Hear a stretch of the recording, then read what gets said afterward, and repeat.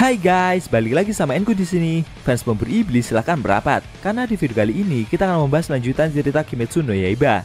Setelah Muichiro yang akhirnya berhasil memanggal kepala dari iblis bulan atas peringkat kelima, yaitu Gyoko. Lebih tepatnya, kita akan mereview manga Kimetsu no Yaiba chapter 122 yang bersumber dari website manga kita, Mangaku atau Komiku. Buat kalian yang belum lihat review chapter sebelumnya, bisa klik link di pojok kanan atas video ini ya. Dan buat kamu yang cuma ngikutin animenya atau tidak mau kena spoiler, Enku sarankan mending stop videonya aja dari sekarang.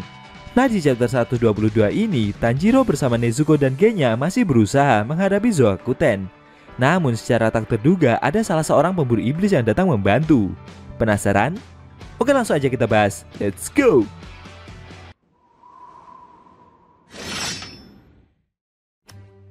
Pada awal scene, kita diperlihatkan Kanamori-san yang menghampiri Muichiro yang telah berhasil mengalahkan iblis bulan atas sebelumnya. Penambah pedang itu mengkhawatirkan kondisi dari pilar kabut tersebut. Dengan ekspresi seperti sudah kehabisan tenaga itu, Muichiro memberitahu jika dia baik-baik saja dan masih merasa sangat bersemangat. Pilar itu berencana kembali ke tempat Tanjiro sekarang juga dan membantunya melawan para iblis yang tersisa. Kanamori-san yang melihat wajah dari Muichiro begitu pucat merasa begitu khawatir. Tubuh Muichiro seperti mulai menggigil, dan dia seperti mengeluarkan asap dari dalam mulutnya. Pilar itu kembali berkata jika dia baik-baik saja. Dia merasa jika tidak ada yang salah dengan kondisinya sekarang ini. Tapi Kanamori-san yang melihat Muichiro sudah gemetaran dan bernafas seperti terengah-engah itu jadi semakin panik. Muichiro kembali berkata dan mengajak penambah pedang itu untuk segera melangkah. Dia juga meminta Kanamori-san untuk melihat keadaan dari Kotetsu yang sebelumnya telah menerima luka fatal dari iblis ikan yang menyerangnya. Namun tiba-tiba mulut dari pilar itu mengeluarkan busa dalam jumlah banyak, dan secara mengejutkan Muichiro terjatuh dengan sangat keras. Lalu dia pun pingsan. Kanamori-san yang melihat hal itu langsung berteriak dan berusaha menolong pilar kabut tersebut.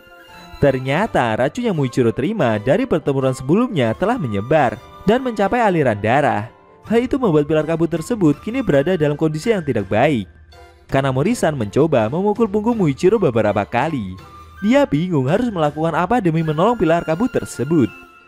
Kanamori-san berteriak dan meminta Hagane Zuka-san untuk membantunya. Tapi penambah pedang itu masih saja mengerjakan pedang yang dipesan oleh Tanjiro. Bahkan Hagane Zuka-san sampai mengabaikan rekannya itu. Tepatnya saat Kanamori-san hampir mati terkena serangan yang Gyoko lancarkan sebelumnya. Muichiro yang dipukul-pukul seperti itu membuatnya sampai tersedak. Kanamori-san yang melihat hal itu jadi makin panik. Tapi dengan santainya, Kotetsu menghampiri penambah pedang itu dan memberi saran jika Kanamori-san harusnya memirikan pilar tersebut terlebih dahulu sebagai pertolongan pertama. Mendengar perkataan itu, sontak saja membuat penambah pedang tersebut langsung berteriak ketakutan. Dia mengira jika yang menghampirinya itu adalah hantu dari Kotetsu. Bocah tersebut memberitahu jika dia sebenarnya belum mati. Namun Kanamori-san yang terlanjur ketakutan itu menyanggahnya.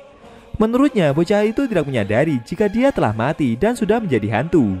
Kotetsu kembali mencoba menjelaskan jika saat ini dia masih hidup.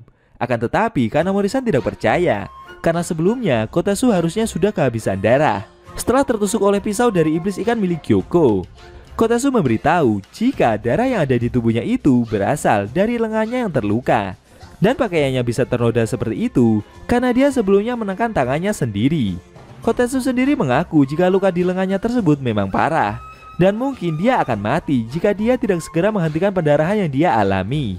Sedangkan untuk perut Kotetsu sendiri telah diselamatkan oleh pelindung pedang yang dia dapat dari Tanjiro. Karena sebelumnya pemburu iblis itu berpesan dan meminta Kotetsu untuk memasangkan pelindung tersebut di pedang barunya yang sedang ditempa oleh Hagane Zuka-san. Muichiro yang melihat pedang itu teringat oleh mendiang Rengoku, karena pelindung pedang tersebut adalah peninggalan dari pilar api itu. Lalu Muichiro seperti melihat jika dia seperti sedang dihampiri oleh ayahnya. Sambil tersenyum, ayah Muichiro berkata jika semuanya akan berjalan dengan lancar. Pilar kabut itu terkejut. Dia merasa seperti sedang didatangi oleh keluarganya. Perlahan ibunya juga datang, tidak terkecuali kakak kembarnya tersebut.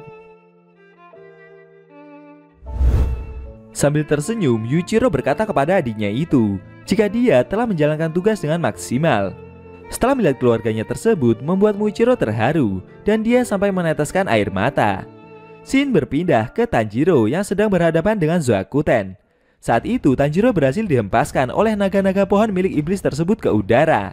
Sambil terhempas itu, Tanjiro menganalisa jika naga-naga tersebut mempunyai 5 kepala dan mereka juga bisa memanjangkan tubuh sepanjang 20 meter. Dia berencana melancarkan serangan balasan dengan tarian dewa bara apinya. Namun dengan sigap, naga-naga itu kembali menyerang dengan teriakan gelombang ultrasoniknya dalam skala besar.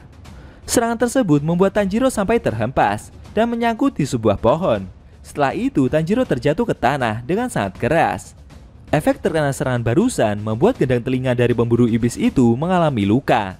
Penglihatan dari Tanjiro sampai berputar-putar dan membuatnya tidak kuat untuk berdiri.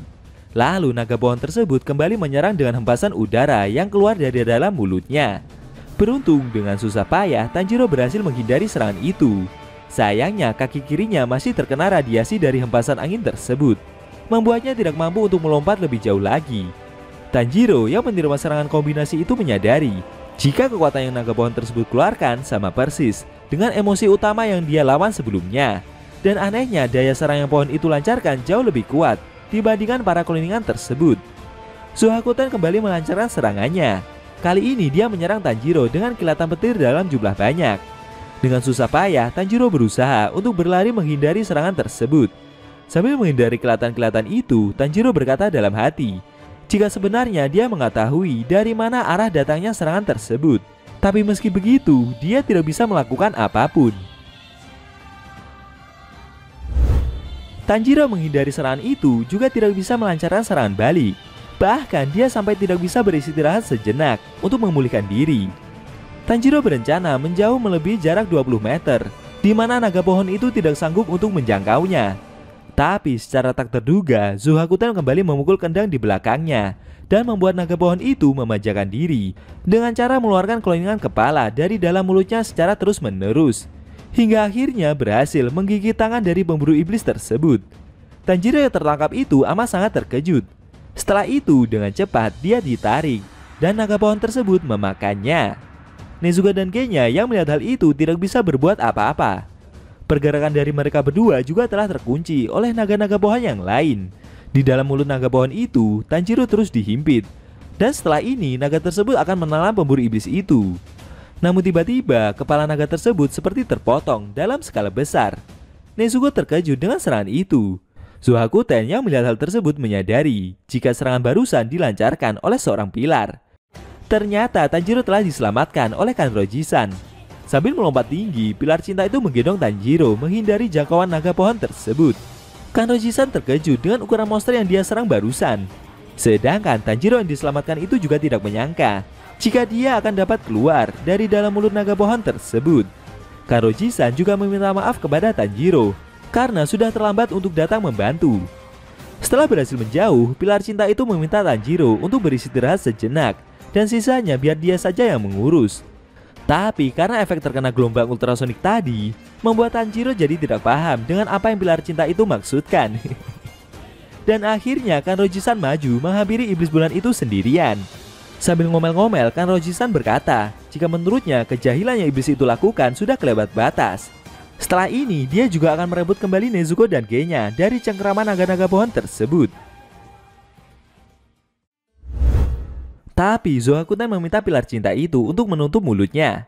Dia bahkan menyebut Kanroji-san sebagai seorang pelacur pula. Mendengar ungkapan kasar barusan membuat pilar cinta itu sesaat jadi terdiam kaku. Setelah itu Kanroji-san emosi berat dan memprotes apa yang iblis bulan atas itu katakan. Yang tidak bisa pilar itu terima lagi adalah kenapa ada orang yang sampai mengatakan hal sekasar itu kepadanya. Apalagi penampilan dari iblis tersebut terlihat seperti anak muda. Namun secara tak terduga, naga pohon milik Zohakuten kembali menyerang. Kali ini menggunakan serangan kombinasi dari gelombang ultrasonik dan kilatan petir secara bersamaan. Tanjiro yang melihat kombinasi dari serangan itu berteriak dan mencoba memperingatkan pilar cinta tersebut. Akan tetapi, secara mengejutkan, Kanroji-san menggunakan pernafasan cinta jurus ketiga dan menghindari serangan-serangan tersebut. Tidak sampai di situ, pilar cinta tersebut malah melompat menggunakan gerakan yang akrobatik dan mencoba menyerang iblis bulan itu secara langsung. Kanroji-san berkata jika apa yang iblis itu perbuat telah membuatnya marah. Menurutnya, kata-kata yang Zohakuten lontarkan tidak bisa dimaafkan. Tanjiro yang melihat gerakan yang pilar tersebut keluarkan dalam menghindari serangan kombinasi itu membuatnya amat sangat terkejut. Di sisi lain, Zoakuten yang melihat gerakan dari pilar itu menyadari jika gerakan yang wanita tersebut lakukan telah berhasil menembus serangan kombinasi yang dia keluarkan. Akhirnya Kanroji Mitsuri, sang pilar cinta, akan terjun dan bertarung melawan iblis bulan atas. Apakah Kanroji-san akan mampu menghadapi Zoakuten? Yang notabene iblis tersebut adalah gabungan kekuatan dari para kloningan milik Hantengu. Sayang sekali scene cerita manga Kimetsu no Yaiba chapter 122 telah berakhir.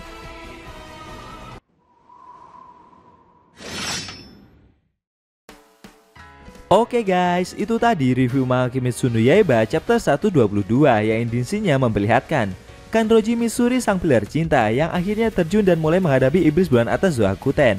Secara tak terduga, pilar cinta itu juga berhasil menghindari serangan kombinasi yang iblis bulan atas itu lancarkan.